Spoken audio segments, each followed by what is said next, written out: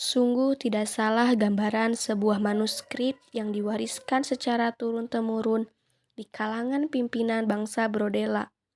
Ketika proses Gigrandor itu berlangsung, Gigrandor adalah sebuah proses di mana manusia penguasa ilmu ini mampu merubah tubuhnya menjadi besar secara permanen dengan menyerap 5 unsur alam yang disebut tanah hitam atau dalam bahasa Lemurian dikenal dengan nama Ardrang. Unsur air, api, angin, logam, tanah digabung menjadi satu. Lalu akselerasi sel mitokondria dipacu agar menghasilkan energi yang besar untuk memutasikan kelima unsur tersebut agar membentuk pola DNA yang cocok dengan tubuh si penguasa ilmu ini. Kemudian digabungkanlah 5 unsur yang sudah berubah tersebut ke dalam tubuhnya. Tubuh penguasa ilmu ini akan membesar secara keseluruhan, dari ujung rambut sampai ujung kaki secara sempurna, dengan besar sesuai keinginannya. Arkiterema terus mengerahkan 50% energi untuk mengubah molekul lekar 5 unsur alam agar membentuk sesuai dengan pola DNA dirinya. Hal itu tidak mungkin dilakukan apabila dia tidak memiliki memori pemetaan DNA. Setiap DNA memiliki ciri khas, seperti sidik jari, satu manusia tidaklah sama, meskipun itu satu keturunan, tetapi bisa dilacak kemiripannya. Dalam hal ini, pemuda itu harus mampu membuat pola DNA secara 100% sama, agar tubuhnya tidak menolak ketika digabungkan menjadi satu. AstraZeneca memang mengajarkan bagaimana cara untuk melakukan Gigrandor. Hanya pemuda itu tidak pernah menduga akan menggunakan ilmu tersebut. Bahkan tidak pernah terbayangkan sama sekali. Untunglah di memori otak sudah tersimpan pola DNA dirinya secara lengkap.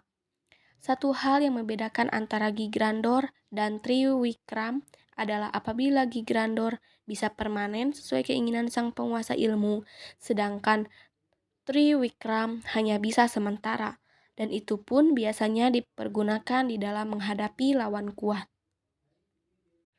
Tubuh pemuda sakti itu semakin lama semakin membesar di udara.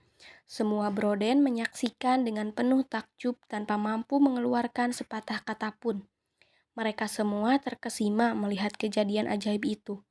Bahkan mata tidak berani dikedipkan karena takut terlewatkan kejadian. Mulut ternganga karena kepala tengadah ke atas. Secara otomatis dagu tertarik ke bawah, tapi para Broden tidak ada yang berupaya untuk menutup mulut karena kesadaran bagaikan tersedot pada kejadian luar biasa di angkasa. Juh, juh. Tubuh Arkicirema semakin lama semakin menggelembung. Namun pembesarannya benar-benar merata. Sama sekali tidak ada perubahan wujud secara aneh. Yang ada hanya tubuh itu memang semakin meraksasa. Kejadian itu berlangsung selama beberapa menit. Dalam keadaan sebelum akselerasi energi mencapai tingkatan seperti ini. Atau sewaktu masih berlatih di AstraZeneca, pemuda itu membutuhkan waktu sekitar setengah jam untuk mencapai 2 kali tubuhnya. Sekarang hanya dengan beberapa menit, tubuh kekar itu sudah menyamai besarnya pimpinan bangsa Brodela. Arkiterema sendiri tidak menyangka bahwa proses Gigrandor bisa secepat itu. Namun dirinya segera sadar dan menghentikan pembesaran tubuh dengan menghentikan pengerahan energi untuk menyerap 5 unsur alam. Suasana alam sekitar masih tetap mendung, pekat, akibat dari proses Gigrandor tersebut. Akan tetapi keadaan inilah yang memunculkan efek wibawa luar biasa. Karena tubuh raksasa pemuda itu terlihat berkilauan penuh pancaran energi.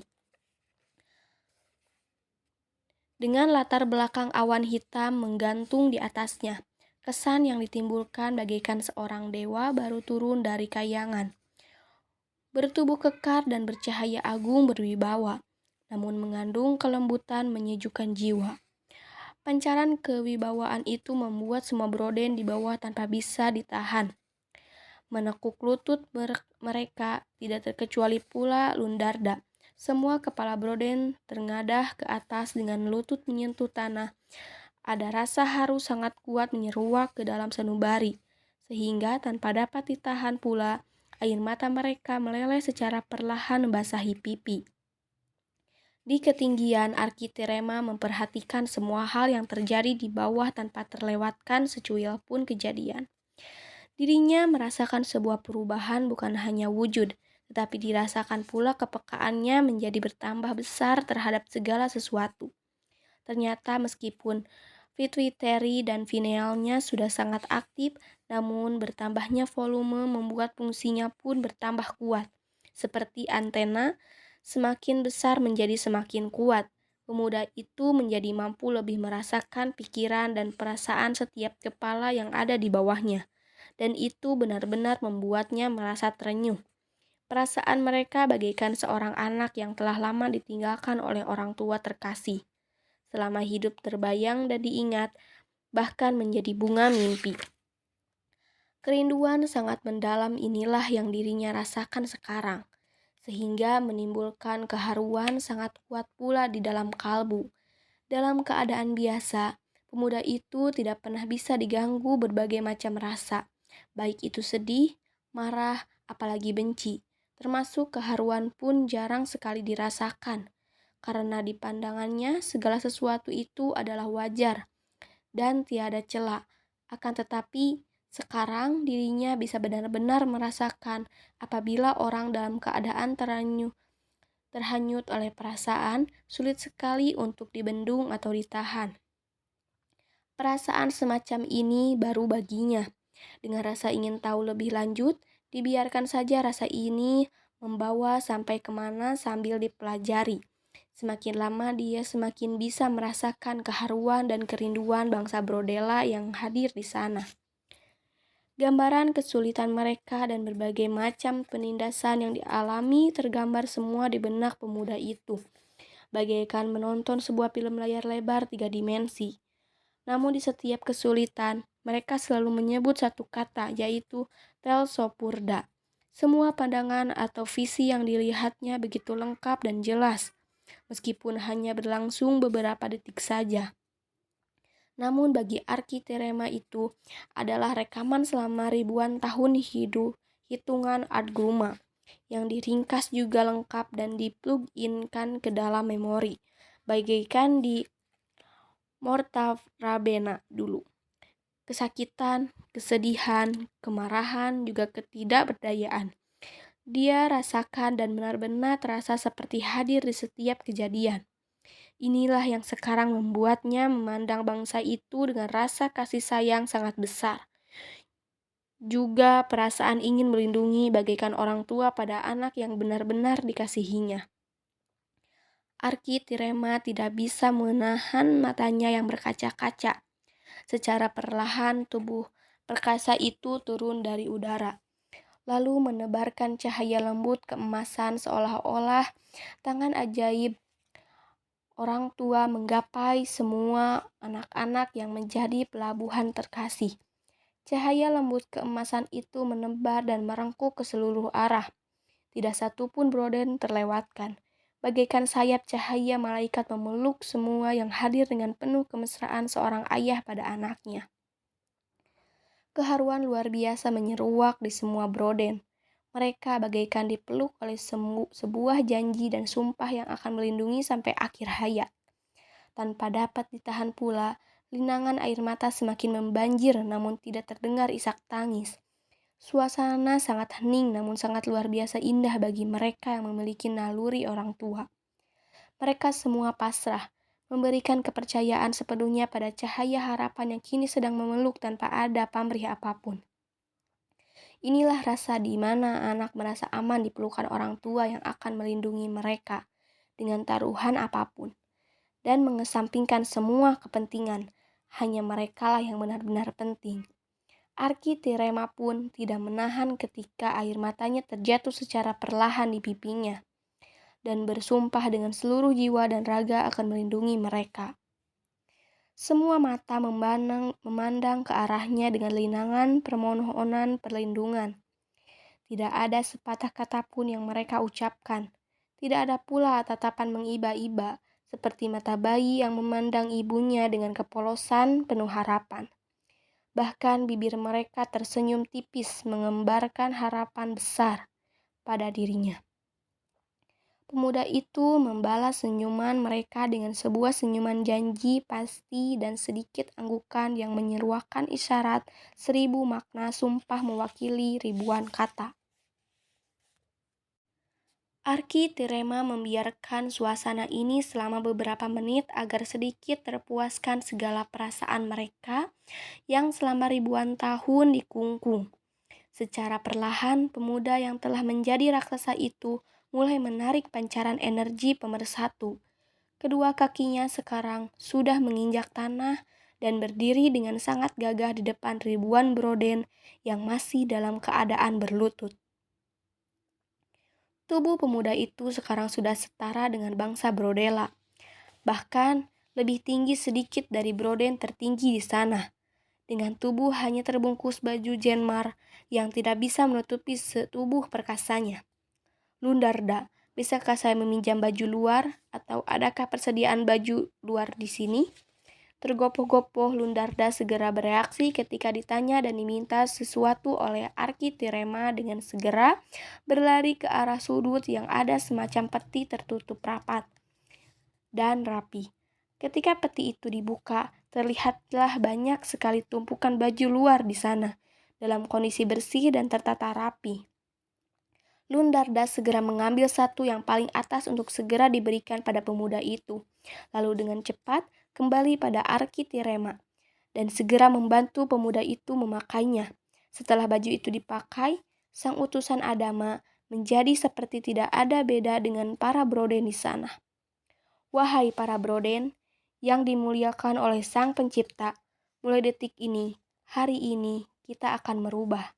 Belum selesai Arkitirema berbicara, tiba-tiba dari atas langit terdengar bunyi menggelegar secara dahsyat, sampai menggetarkan jantung dan benda sekitar mereka. Otomatis pandangan tertuju ke arah atas, lalu terlihatlah sebuah pesawat luar biasa besar, dengan ukuran raksasa menutupi langit, bagaikan dunia tertutup oleh logam abu-abu bulat mengapung. Krak, krak. Bunyi gelegar adalah akibat benturan partikel udara dengan radiasi yang dikeluarkan oleh pesawat. Semuanya menutup telinga, kecuali Arkitirema, yang hanya memandang ke atas sambil mulut masih tetap tersenyum lebar. Arkitirema membuat gerakan mengusap ke udara, dengan penyaluran energi secukupnya untuk memblokir trail partikel perambat cahaya, suara, frekuensi, dan sebagainya, sehingga gelegar suara itu tidak sampai pada telinga broden di bawahnya. Karena partikel perambat suara tidak sampai ke bawah, maka sekarang yang terlihat adalah pesawat besar mengapung menutupi langit namun tanpa suara sama sekali. Kilatan-kilatan listrik masih terlihat dengan jelas seperti lampu kilat bisu. Para broden bersorak dengan spontan melihat kehebatan yang didemonstrasikan oleh pemuda itu. Seumur hidup mereka, baru sekali ini melihat kemampuan seperti beberapa kali ditunjukkan sang utusan Adama.